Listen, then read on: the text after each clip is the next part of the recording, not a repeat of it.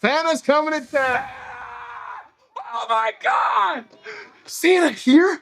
I know him. I know him. If you're looking for the ultimate holiday movie marathon, you're in the right place. I've narrowed the list down to 13 essential Christmas movies that cover everything from pure nostalgia to total chaos. And we're going to cover the classics, some animated gems, and even a few unconventional picks that you might have forgotten about. Kicking things off is Miracle on 34th Street. It follows Dory Walker, who's a high-powered executive for Kohl's department store. And she's tasked with finding a new Santa because their original one shows up drunk on the day of their big Thanksgiving Day parade. But in a crazy twist of luck, a bystander named Kris Kringle steps in and takes over the role. And he's so good at it that he's immediately hired as the face of the store. But then things get complicated because Kris keeps insisting that he's the actual Saint Nick. And that ultimately leads to a trial to determine his mental state and whether he is indeed who he says he is.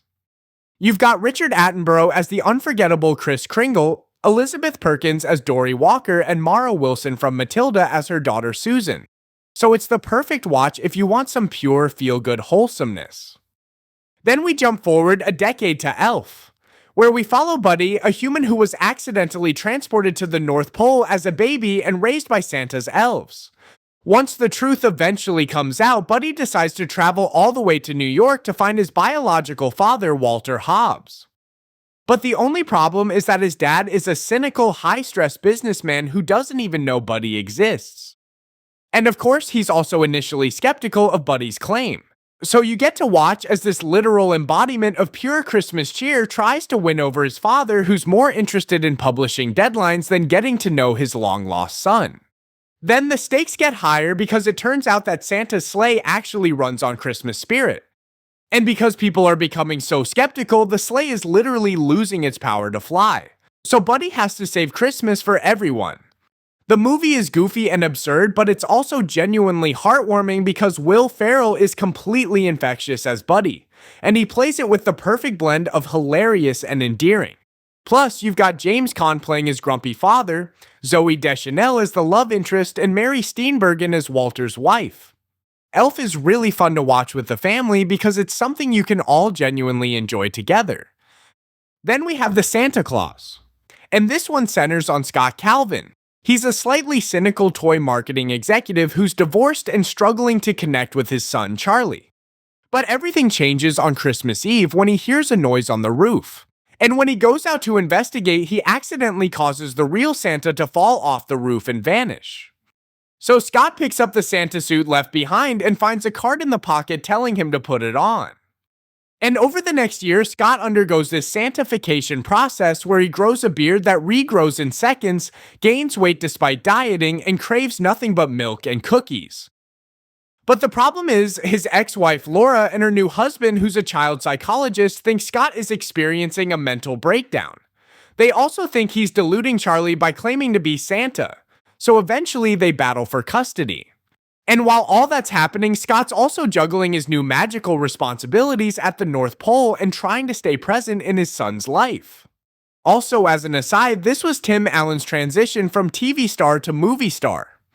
And he was the absolute right choice because he brings so much warmth to the character, especially as Scott begins to accept his new life. Plus, the supporting cast with Eric Lloyd, Wendy Crewson, and Judge Reinhold really adds to the charm of the entire movie. And as we know, it wouldn't be a Christmas movie list without Home Alone. It centers on Kevin McAllister, an 8-year-old boy who feels invisible in his loud, chaotic family. On the night before they're supposed to fly to Paris for Christmas vacation, Kevin gets into a fight and gets sent to the attic where he wishes his family would just disappear. And through a series of wild coincidences, the family actually leaves for the airport without him, leading to Kevin waking up to an empty house and assuming his wish actually came true. So he starts doing everything he's not supposed to, like eating junk food, jumping on beds, and watching movies he's not allowed to see. But the fun doesn't last long because the house is targeted by Harry and Marv, who are burglars planning to rob the place while the family's away. So Kevin sets up these elaborate and outrightly homicidal traps to stop them. And all the while, his mother is desperately trying to find a way to get back to him. While it's not exactly a realistic movie, the sheer ridiculousness of it is what makes it so fun to watch. Also, this was the role that deservedly made Macaulay Culkin the biggest child star on the planet.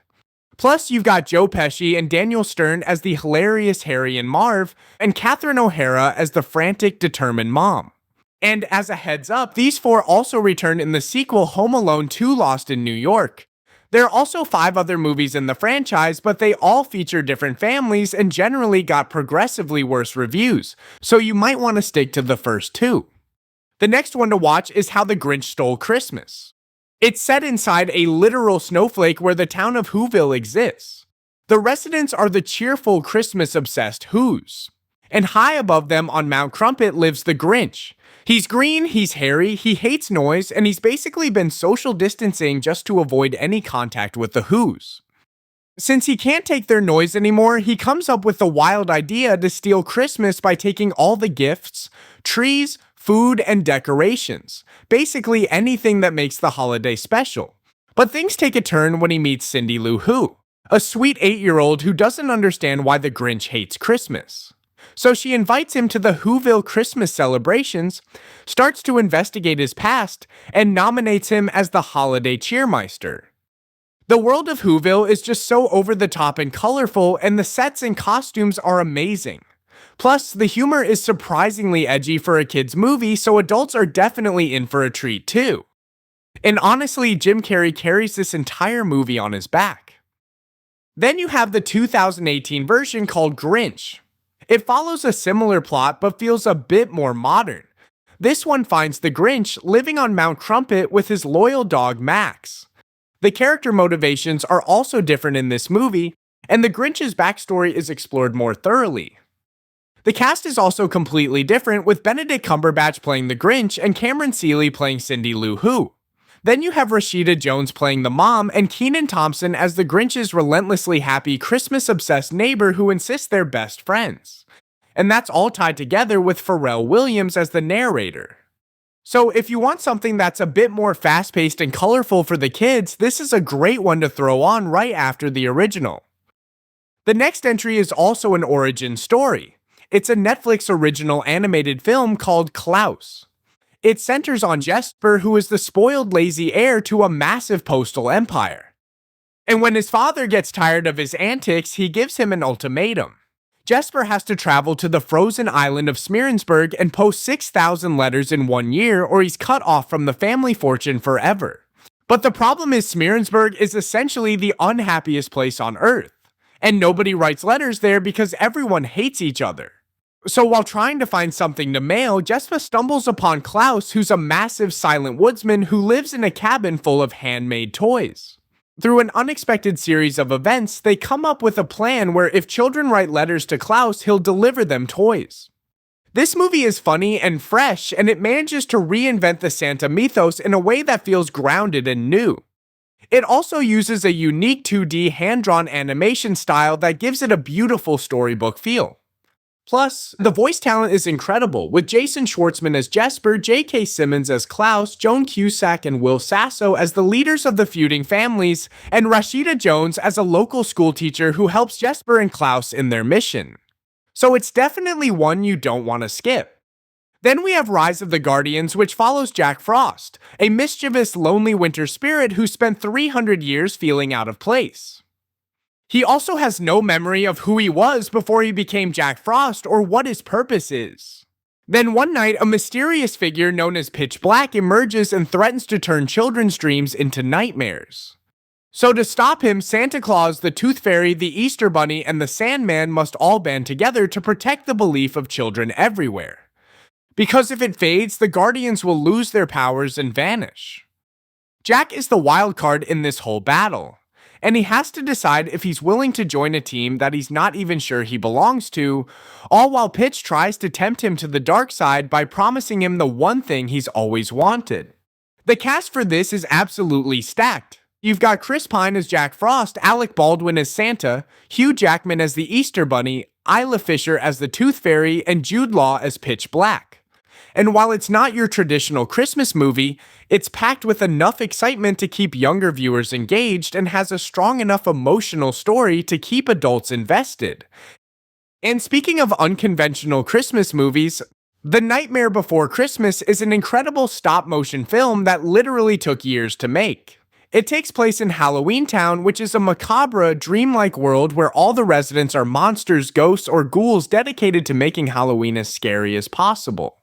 And their leader, Jack Skellington, has grown so bored of the holiday that he's feeling a deep emptiness because he's been doing the same thing for centuries. So while he's wandering through the woods, he stumbles upon a portal to Christmas Town, which is a new holiday-themed town filled with snow and lights and joy. And it completely fascinates him even though he doesn't quite get what Christmas is all about. But he decides he wants to take it over anyway, so he kidnaps Santa Claus. And then the residents of Halloween Town try to help him out by adding their own creepy contributions.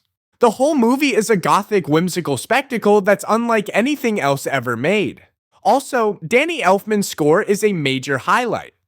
And even though some parents might find it dark and eerie, it's not explicitly scary and it's definitely a must-watch. The next one is I'll Be Home for Christmas.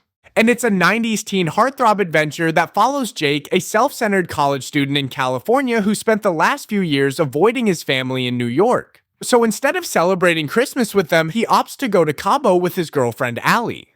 To get him to come home for the holidays, Jake's dad offers him the keys to the family's vintage Porsche if he can make it back to New York by 6 p.m. on Christmas Eve. Jake agrees, but then a group of jocks knock him out and dump him in the middle of the California desert with no money, no ID, and a Santa suit glued to his body. So the movie follows him as he fights the clock to get across the country, all while avoiding the increasingly chaotic absurdities of his situation. He's also battling a rival trying to win over Allie and the growing realization that he's been a pretty terrible son and boyfriend. I'll Be Home for Christmas starred two of the biggest young actors of the 90s, with Jonathan Taylor Thomas as Jake and Jessica Biel as Allie. You've also got Adam Lavorgna as the smarmy rival and Gary Cole as the stern but loving dad. It's a lighthearted redemption story with a nice emotional undertone and plenty of physical comedy to keep you entertained the whole way through. And we can't talk about increasingly absurd situations without mentioning Deck the Halls. It centers around Steve Finch and Buddy Hall, two very different neighbors living across the street from each other. Steve is a by-the-book, self-proclaimed Christmas expert who's highly invested in keeping the town's Christmas traditions exactly the way they've always been. And Buddy Hall is a larger-than-life guy who's just moved in across the street and looking for his thing. Lucky for him, he discovers a website that shows satellite images of Earth and realizes that his house is invisible from space. So his new life mission is to decorate it with so many lights that it can actually be seen by astronauts. But what starts as a few extra light bulbs quickly turns into a massive synchronized light and sound show featuring live camels and incredibly loud music. Predictably, Steve starts losing his mind because Buddy's spectacle is keeping him awake and stealing his spotlight as the town's holiday leader. And while the two dads are busy trying to destroy each other, their families actually start becoming friends, which only makes the dads angrier. Danny DeVito is in full-on chaotic mode as Buddy Hall, and watching Matthew Broderick's character crumble into madness is one of the best parts of the movie. And while those two are definitely the highlights, the rest of the cast does an amazing job as well and is rounded out by Kristen Chenoweth, Kristen Davis, and Elia Shawkat. Interestingly, Danny DeVito and Kristen Chenoweth actually got Razzie nominations for their roles. But don't let that stop you because this movie is campy and over the top and doesn't take itself too seriously. And in keeping with the theme of feuding neighbors, Christmas with the Cranks follows Luther and Nora Crank, who are celebrating their first Christmas as empty nesters after their daughter Blair leaves for Peru. Eager to skip the traditional holiday chaos, they decide to forgo Christmas entirely and instead spend the money they would have used on a tropical cruise. But one of their neighbors rallies the neighborhood against them for these untraditional plans. And then shit hits the fan when Blair calls while they're literally packing their suitcases for the cruise to say she's actually coming home with her new fiancé. So now the Cranks have to create an entire Christmas celebration from scratch before Blair arrives. And that leads to a series of increasingly absurd and chaotic situations. This is the perfect movie if you're looking for something that's a little offbeat and a little different from your standard holiday fare. The last entry on our list is for when you want to deviate even further and are looking for something more cynical. It revolves around Willie T. Soak, who's a chain-smoking alcoholic safecracker who gets a job as a department store Santa. Along with his sidekick Marcus, who acts as his elf, Willie spends the entire month before Christmas scouting the mall's security so they can rob the place on Christmas Eve and disappear until the next year. But this year, Willie is especially drunk and even more terrible at being Santa than usual. Then, he meets an awkward, lonely boy who is convinced Willie is the actual Santa. So he decides to hide out at the kid's house. Also, the mall security chief and the store manager are becoming super suspicious of Willie and Marcus, so they're constantly trying to catch them in the act. Bad Santa features legendary comedic performances from Billy Bob Thornton as Willie, Tony Cox as Marcus, Bernie Mac as the suspicious mall security chief, and John Ritter as the nervous, easily flustered manager. In addition to that, the script is witty and endlessly quotable, though it's R-rated and it's definitely not suitable for kids. It's also notorious for its profanity and adult content. So if you're sensitive to that kind of thing, this is definitely not the one for you. But if you can handle the edge, it's a classic. And while there's a 2016 sequel, most people agree it's inferior to the original, so you're probably better off sticking with the first one. And that's the full list. And whether you're looking for something classic like Miracle on 34th Street, something high energy like Elf, or something a little more cynical like Bad Santa, there's definitely enough here to keep you busy all season long. I really hope this video helps you find your next holiday binge, and thank you so much for watching. If you enjoyed this list or found a new favorite, make sure to hit the like button and let me know in the comments what your go-to Christmas movie is. And of course, don't forget to subscribe and turn on notifications so you don't miss any of our future movie recommendations. Happy holidays and see you in the next video.